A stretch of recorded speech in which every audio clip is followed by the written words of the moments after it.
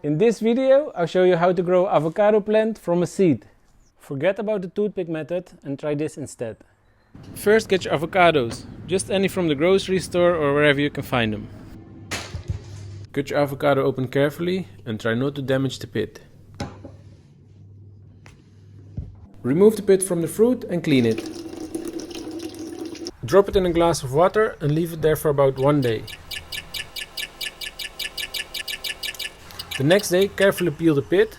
It's not necessary, but it looks better and it might be easier to sprout. Now get some paper towel and wrap your pit. Wet it slightly and put it in a plastic bag.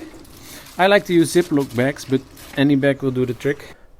Find a warm spot in your house. I like to place it under the coffee maker, but you can also place it behind your fridge or near your heating system, as long as it is a warm spot. And we leave it there for a few weeks. Okay, after a few weeks we check the seed and you see it's growing. Now we can place it in a bottle of water or a jar or a glass. Anything that will not drain the pit, but as long as the root is underwater.